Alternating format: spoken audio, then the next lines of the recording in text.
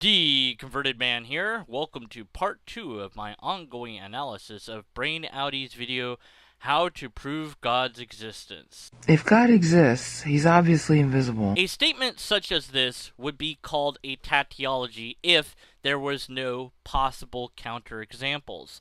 Statements that are tautology have to have zero potential counterexamples. The light is on is a tautology, because we can examine that the light is in fact on. It's either on or it's not on. That would be a disjunctive syllogism. Either it is or it is not. So if the light is on and I say, hey, the light is on, I am making a tautology statement, a statement that is true within itself. There's no counterexamples. If the light's not on, then I cannot make the statement that the light is on. If the light is off, I can make the statement the light is off. That would be a tautology. I'd be safe to make that statement. If I say that there is a thing that exists, and that thing that exists is obviously fill in the blank, I have to prove this to be true with argumentation. And if I fail to do so, then we have every right to be skeptical of such a statement. There are numerous counterexamples to this idea. If there is a God, it could be that God lives on the planet Pluto and is visible. We just haven't sent a probe to Pluto to examine every bit of its surface to find God. So maybe God exists and he's just hanging out on the planet Pluto. Why not? It's possible. I'm not claiming that it's so. I'm just saying that it is plausibly true that if there's a God, it could be visible. Just it's somewhere that we haven't been to yet. It could live in another galaxy. It could exist in the infrared spectrum, meaning that it would be visible not to the naked eye, but it would be visible with the right equipment. So there's all different potential ways that this could be false. So this statement can be further examined that we know already the person making this statement has certain ideas about God. Can we make assumptions about those ideas? I think that it is fair in this case that we can make certain assumptions about what this person thinks about God. Now, we do run the risk of creating a straw man because we're not asking this person directly what they think God is or is not. But since they are a declared Christian, one of the tenets that many Christians hold is that God is omnipresent. So God is everywhere. If God is everywhere, then God should be something that we could see. Since we cannot see God, then it is not visible. So the idea of it being omnipresent that comes from Christianity would be an idea that potentially leads her to conclude that God has to be invisible if it is omnipresent. But because she doesn't include that in her presentation here, we have to guess that she believes that God is omnipresent in order for this statement to make sense. And if we're wrong about that, then we're going on a straw man. We're going on a possible idea that could be true, but we don't know that it is true. So she should have said that I think that God is omnipresent, and because I think that God is omnipresent, I think that God would not be visible to the naked eye. That would be a statement that I would find no logical objections to. I would have questions about it, certainly, but there would be no logical objections I could make to such a statement. Right now, I have to be skeptical. I don't want to create a straw man against this person. I don't want to assume things, even though doing so might be safe to assume them. It might be true that the majority of Christians do agree and do believe that God is omnipresent, but that doesn't mean that she believes that. And I don't know if she does or does not believe that, so I'm not safe to assume that. If I do, I am running the risk of doing a straw man. I don't want to do that, so I can't assume that, so I cannot make sense of this statement without further information which she does not provide. Now, if you can find a flaw with my logical analysis of this statement, then I am in error. I have to retract my position. In logic, when one makes a statement like this, they have to support it with argumentation, or it has to be a statement that stands on its own, that we would call that statement a tautology. If I say the light is on, that is a tautology, because the light is on is a statement about reality that can be checked. Either the light is truly on, or I am giving an outright lie. If I'm giving an outright lie, then I've made a logical fallacy, and you're right to be skeptical of my statement. In fact, you can object to my statement because you know it's wrong. If I say the light is either on or off, I've made a disjunctive syllogism. Either it is or it is not. Now, you could say, well, what if it's a dimmer switch? Well, okay, but either the light is on to some degree or it's not on. And the amount that the light is on might not be detectable by the naked eye, but nonetheless, the light might still be generating light, and it can only be detected by some other mechanism. So to say the light is off merely because my naked eye perceives it as off, if I have a dimmer switch involved, might not be the truth. I have to examine the situation closely. And in this case, logic would not be adequate to do that task. I would have to turn to science to properly analyze the reality of the situation. Logic is limited in that regard. It cannot analyze reality. It can only tell us if something is logically coherent or not. I could make the statement, if leprechauns exist, they are obviously undetectable.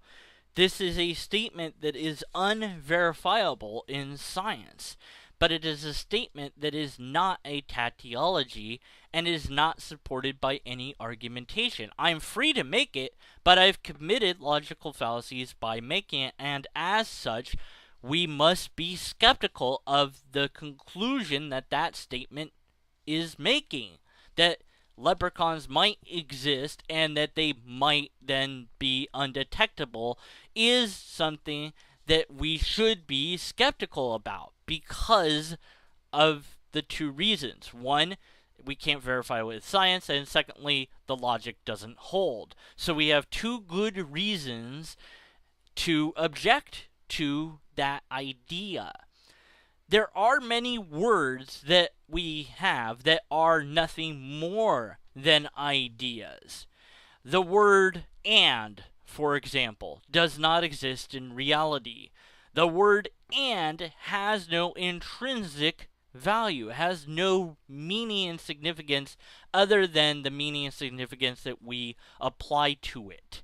If we stopped using the word and, its existence would disappear because it doesn't exist except inside our brains. So if we stop using it, it no longer exists at all. It only can exist and only does exist in our brain.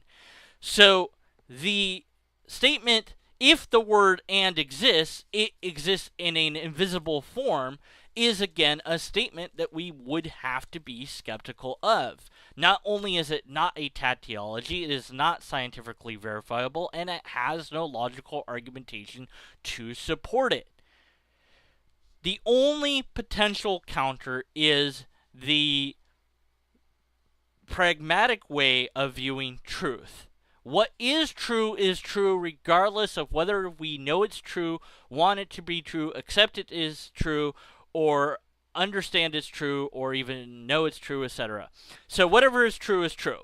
So if the reality of the universe is that the word and exists as a literal thing somewhere in the universe, if that is the case, then that is the case. Okay, great.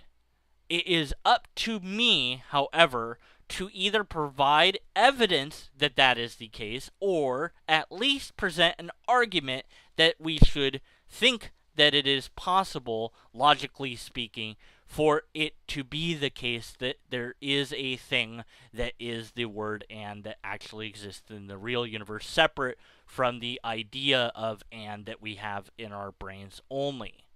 If I cannot or will not do this, then we are free to be skeptical of the idea that and exists anything beyond an idea in our brain. We know for sure that it exists inside our brain as an idea. We know that. We know that. Okay, great. We do not yet know that it exists somewhere out there beyond our brain. And if I want to make a statement that it does exist and that if it exists, it has this property, then I have to give an argumentation that not only does it have to have this property, but that it exists in the first place. I can't say that it has this property and I somehow know that it has this property without demonstrating that its existence is something that can be proven or argued for in the first place. To do so is to use bad science and bad logic. But at the end of the day, I'm just a young whippersnapper who never does his homework, and I just want to debate. So perhaps Symbolic 9, Smiling Skeptic, or Rob Lester can come along and tell me what things I've done wrong in this video, because according to brainouty, they actually think, whereas I don't. And I would say to Symbolic, Smiling Skeptic, and Rob Lester, who I'm all going to subscribe to and look into if they are in fact atheists, I would say to them, you should probably debate brainouty. You should probably go to the time and trouble to analyze and show how her videos are logically incoherent. I personally would not want to be on this list.